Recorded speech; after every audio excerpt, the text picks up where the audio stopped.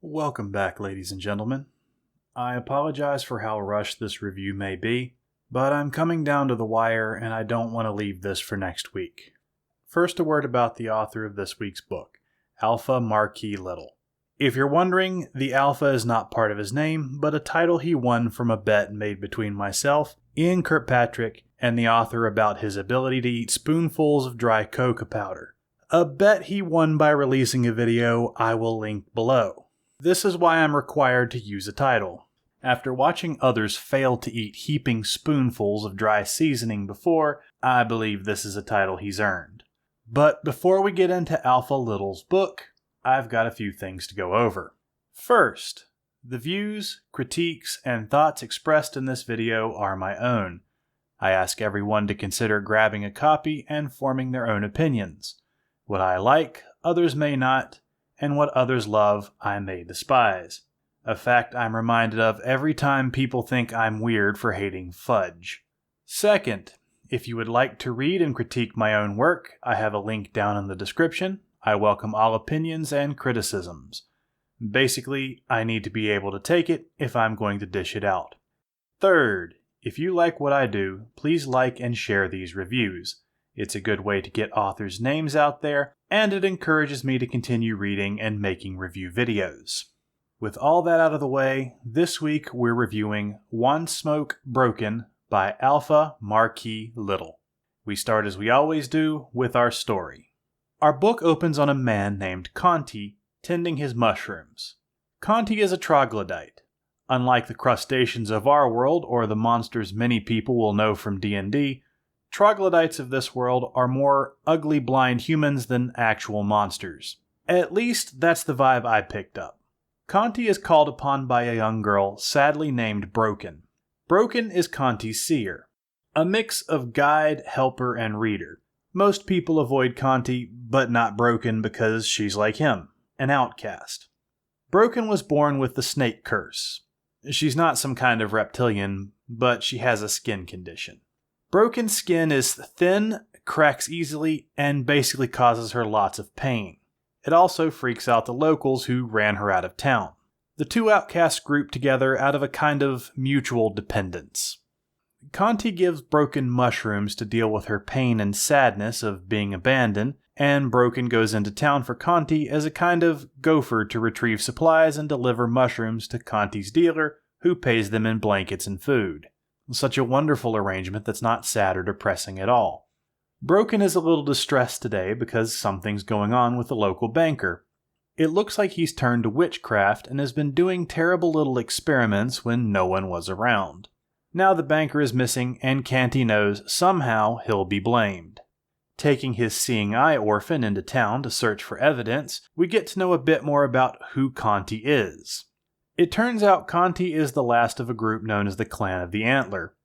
After suffering years of being ostracized and blamed, Conti also dreams of vengeance and refers to himself as the Lord of Fear, and thanks to our very close first-person perspective, we get treated to his closely kept lust for vengeance, especially when he's paid a visit by Deputy Grant. The deputy confronts Conti and Broken in town. Grant accuses Conti of a number of things, including some recent deaths and the disappearance of the banker. Conti might be the fantasy world equivalent of an involuntary NEET, but he's not stupid. Using his mild gifts for rhetoric, he turns the crowd against the deputy, if not quite to his side, at least somewhat sympathetic. It's enough to keep the deputy from locking him up. As the deputy leaves, Conti is more convinced than ever he needs to find evidence to clear his name before some can be found to get him blamed. He sends Broken into the banker's house to look for anything suspicious. She comes out with a journal and an obscure book. Broken can't read the book and has to settle for the journal. It turns out the banker who was crushed by the death of his wife was dabbling in resurrection magic. It also turns out that resurrection magic is really hard, and the banker kept turning things into freakish abominations he had to kill with fire. These experiments went from rats to birds to the neighbor's pets to finally a soul transfer involving a human corpse and a very unfortunate gremlin. The final experiment resulted in a creature with so many awful new limbs and weird additions, the banker basically had to turn on the furnace on the somewhat living creature, and just nopes right out of the house. He even states his surprise that the fire he started didn't burn down the house. But like so many bankers, this one quickly runs out of other people's money, since he was using it to buy ingredients for his experiments. He says, "Screw it, time to use all my recently accrued knowledge, which hasn't worked out so far, on my dead wife." And the journal ends. I feel like we've seen where this movie is going. Conti quickly deduces that the banker must be heading to the catacombs because that's where the town's dead are buried. He's also not so stupid as to not think that the local law enforcement hasn't also thought of this. So they're going to be real careful as they approach the catacombs. He wants the banker to teach Broken how to read the book, so he can use the magic for his personal vendetta. Thankfully for the rest of the town, the catacombs are a bit of a walk away. Someone in the past must have had the foresight to know how thick the stupid flows in some people's veins, and monsters were a basic inevitability. When Canty and Broken arrive, no one appears to be around. Telling his seeing-eye orphan to stay close, they proceed into the halls of the dead, where they come across the local constable's corpse. Knowing he'll be blamed for this with the certainty that all scapegoats have, Conti decides it's time to leave. But when they turn around, they run straight into the banker. Thinking maybe he can salvage the situation, Conti tries to talk to the want-to-be necromancer and tries to get him to calm down and come with him. The banker, having done to his wife's corpse what we all knew was going to happen, decided he doesn't like this world anymore and Cobains himself with a fantasy pistol. A nice dark story, just the way I like it. The noise attracts the attention of the abomination that was once the banker's wife, and after literally sleeping like the dead, she's hungry. Or murderous, it's hard to tell. Her motivations for killing notwithstanding, she chases our two protagonists out of the crypts while showing off all her fascinating new appendages. Running with a speed that's only possible by knowing if you slow down you're going to die, Conti and Broken see that they are finally not alone. Deputy Grant and his posse were waiting just outside, and they order him to stop. Conti thinks, "Oh good, meat shields," and he and Broken run straight through the police line. The newly resurrected Miss Banker has a bit less respect for authorities and treats them to a healthy dose of get off my lawn by killing one of them and goring another. As he's running back to town, Conti decides maybe he needs to call in some debts before he's not allowed in town anymore. He and Broken pay a visit to a local doctor who's been pushing their mushrooms. The doctor, it turns out, has been trying to grow his own, and Conti is worried the man is trying to cut him out of the trade. It turns out to be the opposite, as the doctor intends to leave town himself. He's made a new elixir from the mushrooms and thinks he can be more profitable somewhere else. Conti is about to collect on the outstanding debt when they're interrupted by the local authorities yet again. Conti and Broken hide in a nearby closet, and the deputy and his men bring in one of their fellows who's been gored in the arm. We get treated to a nice bit of amputation before the authorities leave, and Conti can collect on his debt. This collection takes the form of 2 bags of black fire he makes the doctor create, a concoction that's strangely reminiscent of gunpowder that Conti knows from his heritage. It's also during this exchange that we find out that law enforcement did not kill the banker's wife, but that she merely ran into the woods after receiving a dozen stabbings with their spears. Knowing the fuzz is going to be busy for a while, Conti decides now is a good time to do a more thorough search of the banker's house. You know, helping local authorities out since they so kindly volunteered to delay the undead horror that was the banker's wife. They find the banker's translation notes for the book they found earlier, but before they can leave, Conti decides it may be a good idea to search the basement in case the banker left any notes on how to deal with the monsters he created. It's while they're in the one room of the house with no chance of escape that Mrs. Banker decides to come home and wanders into the basement. Tricking the abomination into the cage the banker was using for his experiments, Conti starts feeling for his lighter and bag of fantasy gunpowder when he notices they're both missing. To add panic to the ordeal, the thing that was the banker's wife starts casually breaking the iron bars holding her in. Broken has to distract the monster while guiding the blind Conti to the charges he dropped inside the cage. After a tense moment, the bag is lit, thrown, and the monster is engulfed in flames. We cut to a few days later, and life, strangely enough, has improved. Conti was sure he was going to be arrested, but to his great surprise, the deputy who was harassing him earlier shows up and tells him he's been cleared of all suspicion. The deputy, it turns out, was the son of the constable. With his father dead, he has assumed the position, and though he often boasted about how much he'd like to throw Conti in jail, he needs to be more serious about setting a good example. Conti has also been granted new privileges. He can sell the stuff he mines from his land in town, provided he does it before the proper people get there, and of course not for the same price. Conti even starts selling his mushrooms directly to the local miners and finds out the doctor has been undercutting him this whole time. As flush with cash as a second-class citizen can be, Conti and Broken start enjoying such luxuries as occasional meals involving bacon. He's even allowed to eat them inside, but only in the dingiest inn in town. Conti barely has time to process all the new privileges when the barkeep volunteers him for a job. You see, the local miners are upset with their management as they're thinking about bringing in gremlin slaves to replace them. This wasn't possible too long ago, but with the doctor who left town's new elixir, which is made from the same mushrooms that Conti grows, they're able to pacify the fairy slaves and a whole new world of cheap labor has opened up.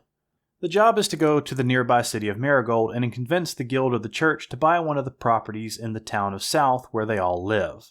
Yes, the town is actually named South, and weirdly enough, it's to the north. You see, the town is too small to be officially recognized as a town. This means the local miners can't unionize to stop the cheap-as-free labor being brought in.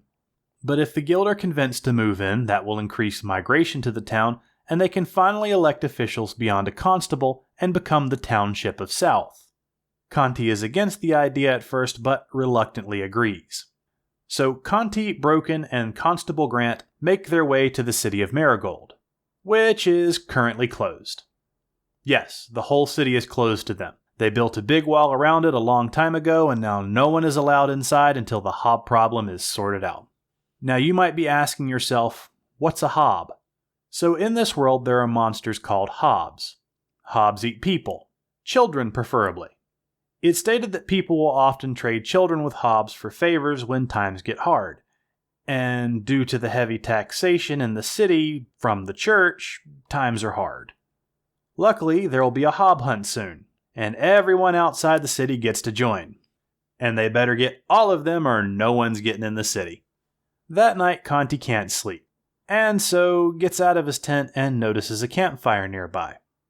Given he's got his face wrapped in bandages for the trip, he arouses no more suspicion than any other person wandering around in the middle of the night. After a short standoff involving a crossbow, Conti is invited to sit by the fire. The two people by the fire are a trader in the occult and a member of the local alchemist guild, the first of which Conti does some business with for a translated story of an old hero who killed the old king and a magical floppy hat for Broken. After a short conversation with the alchemist, he convinces the man that South would be a perfect place for them to buy property to set up a lab so they could conduct all those experiments the church in Marigold frowns on. Nothing like dubious experiments in your hometown. And just like that, through insomnia and good timing, Conti completes the mission without having to get into the city. But they can't leave yet, as they have to get into the city to buy what Conti has bought. So he and the alchemist set off to hunt the hobs before everyone else is awake. This has more to do with reward money than common sense. After questioning some locals, they come to the furthest house outside the village, and things get a lot darker. This house has a blood seal on the door. This is a symbol you use to say you're willing to make deals with hobs. This means they have a much bigger problem and must hurry back to the camp to tell everyone. As soon as they get back, the much bigger problem makes itself known by snatching Broken out of Conti's tent. It's an ogre. This is a human who's been changed by the hobs and eaten a lot of people. They try to shoot it with a crossbow, but the thing's hair is so thick it doesn't work. Conti pulls out one of his bags of black fire, lights it, and throws it at the monster, setting its hair alight, causing it to drop Broken. Now the alchemist bolts can reach the monster, and they quickly put it down with a silver-tipped peppering. And this is where I'm going to leave off on the story. This is a little less than 20% of the book. I wanted to cover more, but my deadline is fast approaching. There's a lot I like about the story, but first let's get into my dislikes. So I'm going to address these from the biggest to the smallest because overall I enjoyed the story. My biggest complaint is that I got lost in a few spots. There are parts where Conti is reading an old book where the wording changes dramatically to something similar to Old English, and I simply couldn't follow what was being said. The spelling of the words threw me off, and I had to just hope the context around what was being said would clue me in. This isn't the only spot I got lost, however, or even the only spot where something like this happened. There's a part where a church champion is expounding on what feels like parables from his religion.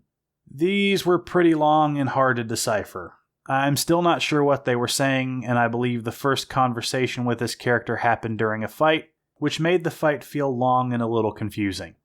These spots are fairly brief, but after reading what they said 3 times and not being sure what they meant, I just skimmed over that character's dialogue for the rest of the book. My next complaint is a strange one. Some of the motives aren't so clear. In the beginning of the book, Conti lets us know that the people in town don't like him. It was very effective, and was set up to make him look like an outcast. I was so convinced of it when we first met the deputy, I thought there was going to be a fight. But there wasn't. Then when Conti was being accused of stuff he didn't do, I thought they were going to railroad him. But Conti talks everyone down, and even mocks the deputy a bit. By the time the deputy and his men were leaving, I was a little confused. This continues later in the book when Conti is at the tavern and is convinced to help recruit guilds for the town. Conti has stated numerous times that he wants to get revenge on these people. It's to the point that Broken, the 11-year-old girl who follows him around, basically shouts it at people. It could be due to the fact that the story is told in an extreme first-person perspective, but by the time we got to Marigold, I started to suspect that everyone's hatred of Conti was mostly in his head.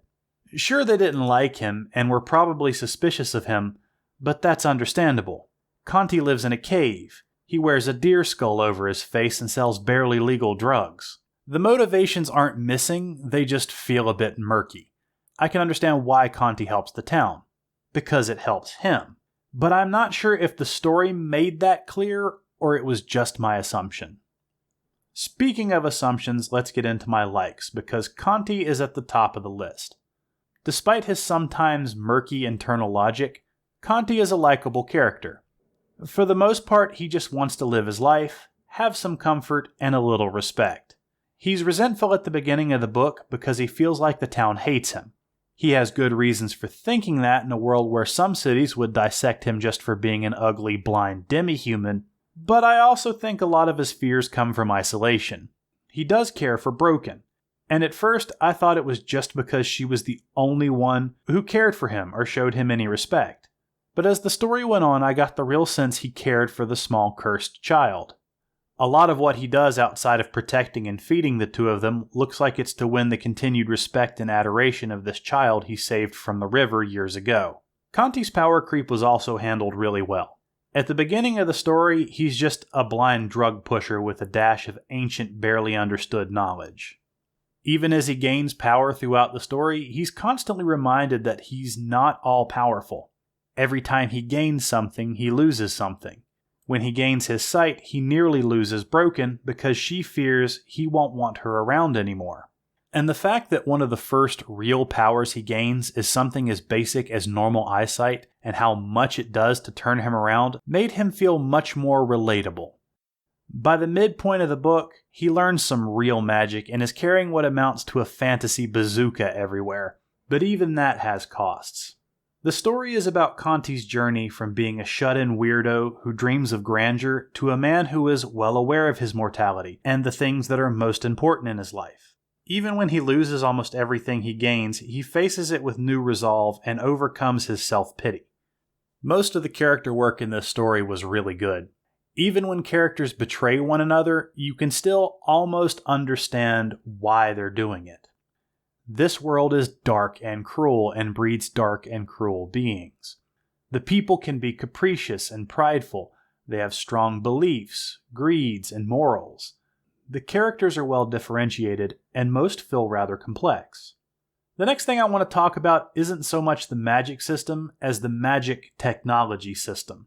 This world has magic, but the line between magic and technology is blurry. So, to make things clear as mud, this world has guns. But they're kind of made with magic, but not really. The knowledge in this world is so protected, everything feels like magic. But you do have what we would consider magic. Several times in the story, people cast spells. Lightning called from the sky, walls are reduced to their component elements using black fire, magical eyes that are used to cure blindness and allow greater inner sight. Even where magic is involved, there can be technical components such as with pyromancy, which appears to enhance the flammability of things that are already flammable, using alchemy and a bit of showmanship. Then there's the Fae, which I'm going to call fairies because saying Fae makes me think more of 17th century French nobility rather than winged spirits. So things in this world, more specifically on this small island continent the story takes place on, can transmogrify, or transform. Humans can turn into hobs and ogres, fairies like trolls and sylph can become gremlins. There are conditions for each, and there are parts I have questions about, but it all comes together to make the world feel wondrous. But it's with the fairies I'm going to dive into my thoughts. I'm still a little confused with the classification of the different beings in this world.